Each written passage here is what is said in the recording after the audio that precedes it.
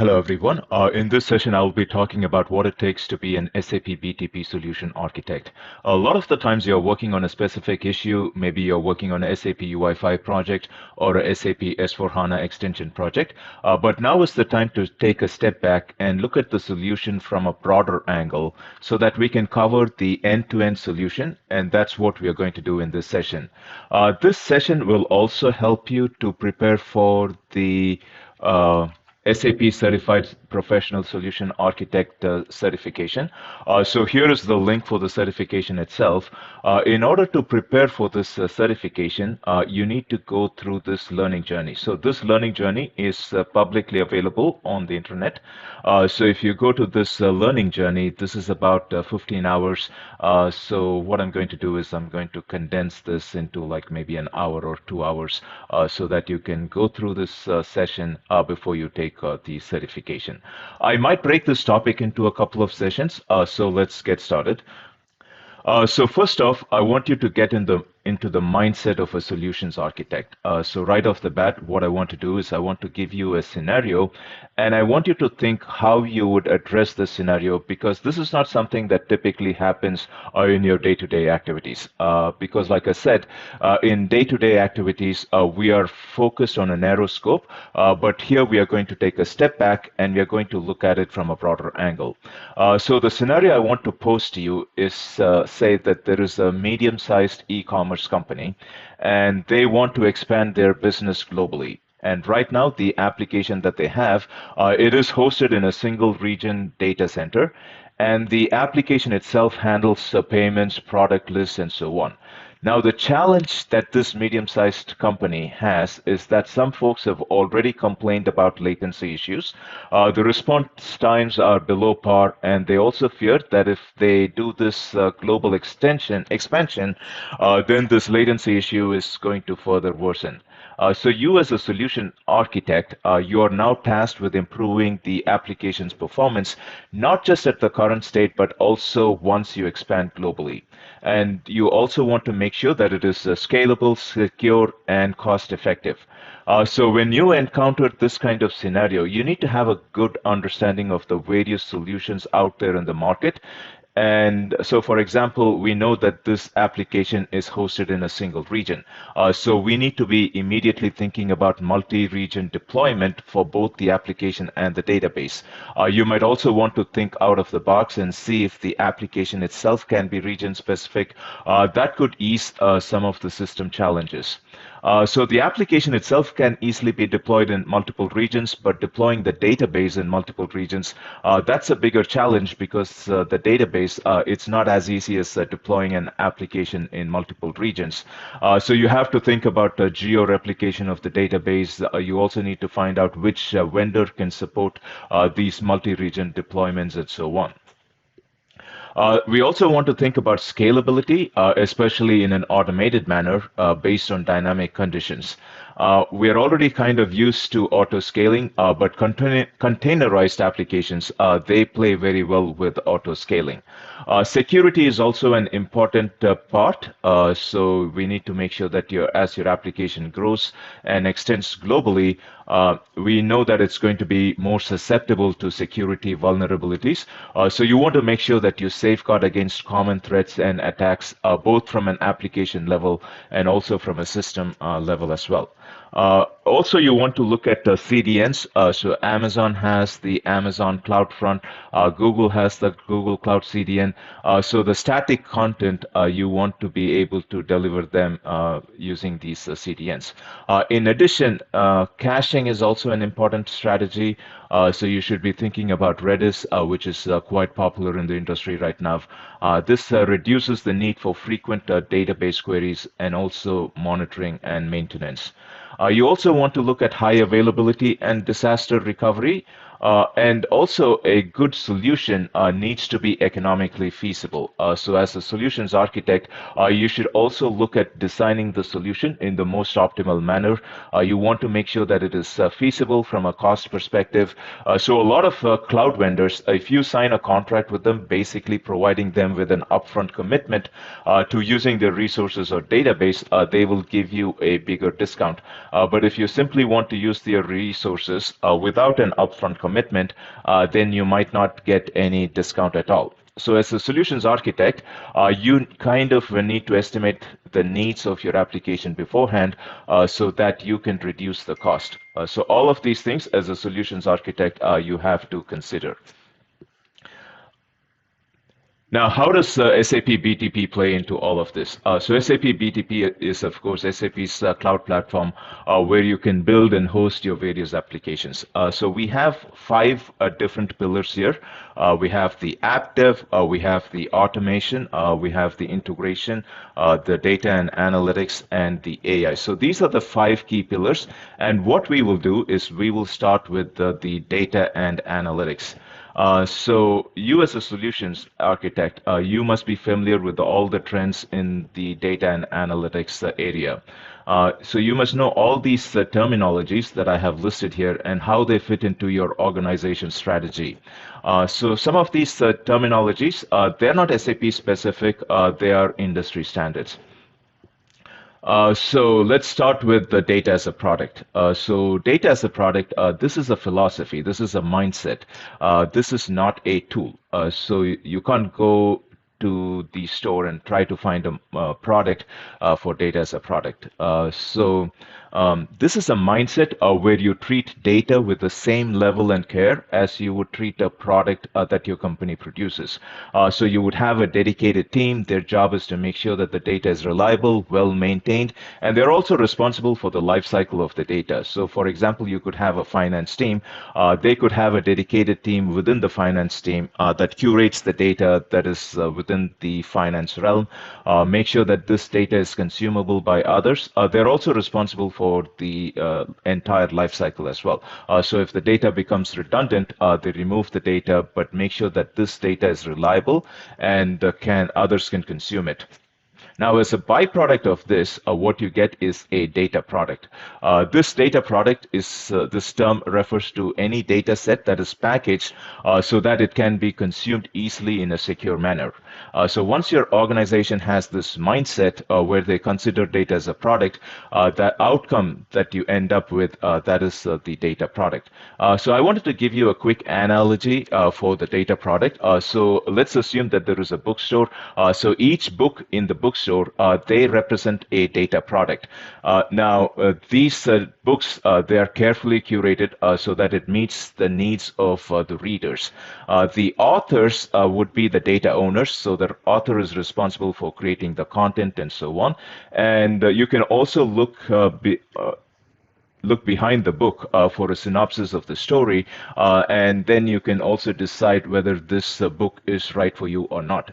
So the readers are going to be the data consumers, and the bookstore itself is going to be our organization where they have the data as a product. Now, data mesh. So this is again an architectural approach, and in data mesh, they advocate for decentralizing the data ownership and architecture by domain. So in data as a product, we already saw that the data is treated as a product with a clear owner. So here, the finance team, we took an example of a finance team that is responsible for the data within the finance realm. Now, data fabric, on the other hand, this is another architectural approach. And here we are talking about a unified data infrastructure. So you might think that both the data mesh and data fabric are on opposite sides of the spectrum, but that is far from the truth. Both data mesh and data fabric, they work together. So I came up with this analogy. I couldn't find any kind of analogy online, but this, I believe, would give you a good understanding of how data mesh and data fabric are connected to each other. So let's assume that there is a large international food festival, and there are multiple booths, and each booths have different cuisines from different countries.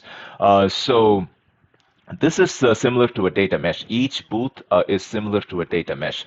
They have their own team that is responsible for cooking, for providing data to the people that come for the fair. Now, this is, like I said, very similar to data mesh. So each domain team, they're responsible for their own data as a product. And let's assume that the festival itself is held in a well-designed park. And this park provides the necessary infrastructure for security, for electricity, for plumbing, for all the other essential infrastructure. So the park provides all these essential infrastructure.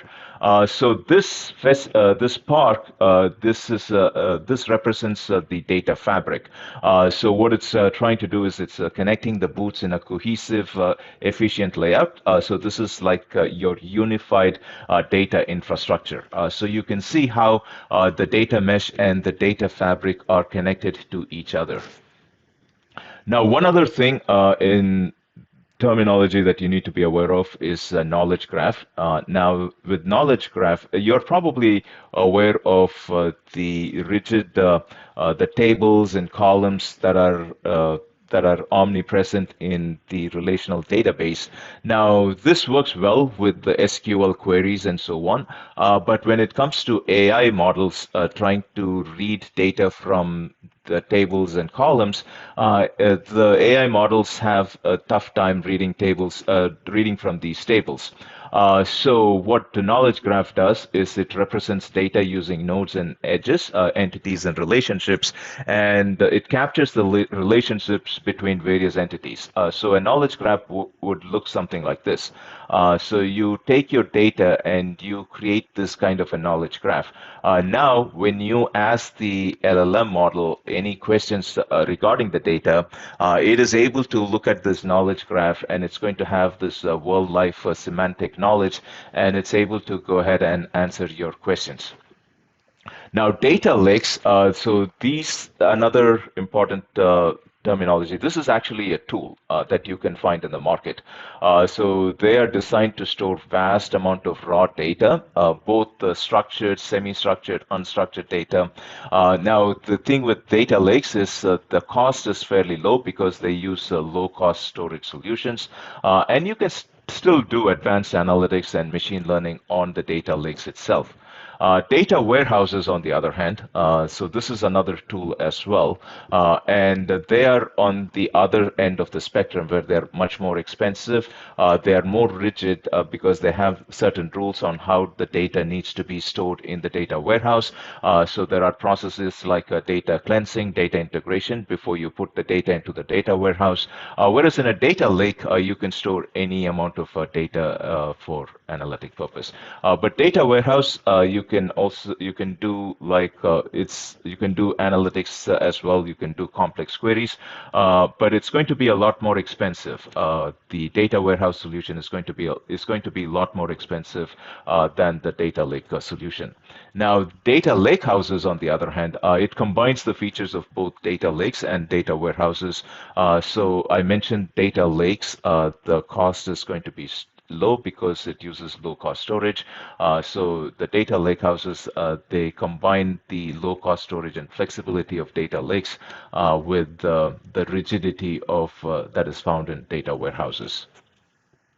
So SAP DataSphere, so this is a tool from SAP. So this is our solution for the concept of data fabric. I also already mentioned data fabric as a unified data infrastructure. So here you can do virtualization, so you don't have to pull data from different silos, or you can have virtualization. You can also store data. You can also persist store in DataSphere. We have the knowledge graph that is able to now you're able to go ahead and query the data using artificial intelligence. So you can and you can do some real-time data processing as well. So this is our solution. This is SAP solution for the concept of a data fabric. SAP HANA Cloud, this you are probably already aware of. This is a fully managed in-memory cloud database from SAP. This is our flagship database. One of the cool thing about this, of course, is data is stored in RAM, and you can do both analytic operations and transactional operations with the HANA Cloud. SAP Analytics Cloud is another tool from SAP for visualization for analytics. So it offers a wide range of visualization options. Okay, so let's look at a data analytics scenario at this time. So let's assume that there is a background, there is a multinational manufacturing company, and they want to improve their decision-making processes by developing some kind of a global dashboard. The challenges right now is the data is managed in silos, and they need real-time data access for timely decision making. So some of the things as a solution architect that you would need to consider, knowing everything that we have seen so far. So you probably want to implement DataSphere. So this is going to be your unified data infrastructure. So you're going to bring data from different silos into a unified infrastructure. And you're going to use SAP HANA's cloud in-memory data processing to handle real-time analytics. You can use SAP Analytics Cloud for visualization. You can also use SAP BTP for monitoring tools and so on.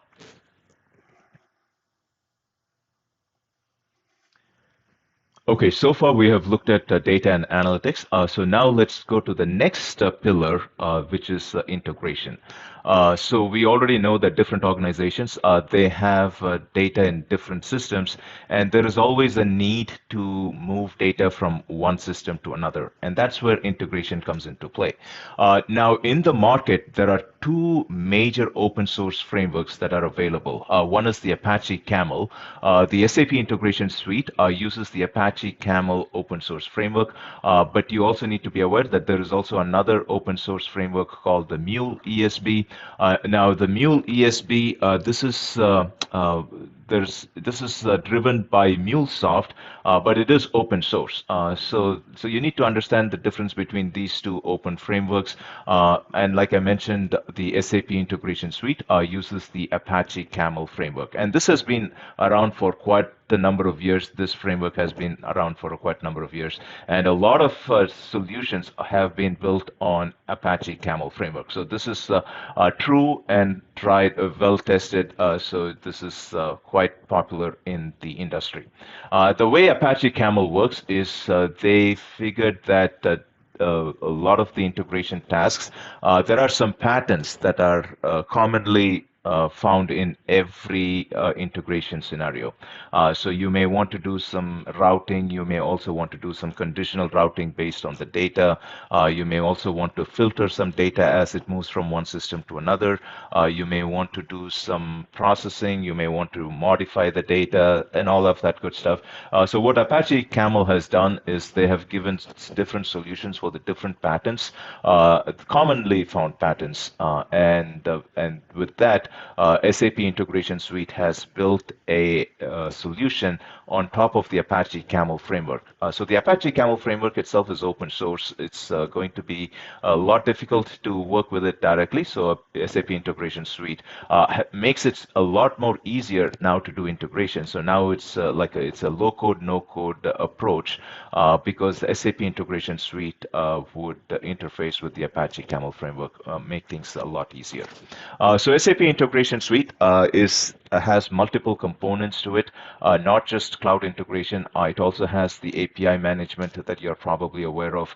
It also has the advanced event mesh. So if you want to do some event-driven architecture applications, you also have open connectors that allow you to connect to non-SAP applications. You also have the Business Accelerator Hub. Previously, it used to be called the API Business Hub. So quite a few components inside of SAP Integration Suite. So these are some of the functions, features that you may want to do, and we have different solutions or different components that address each of these features. So here is a list of all the components and what they do within the SAP Integration Suite. Now, I mentioned that the SAP Event Mesh is used for event-driven architecture. So the event broker, this is a generic term. So this is a middleware component that facilitates event-driven architecture. And SAP Event Mesh, this is our solution. This is SAP's solution to the event broker. Now, we use a pub sub model where event producers publish events without even knowing the recipients. There are other models out there in the market, but the pub sub model is quite popular.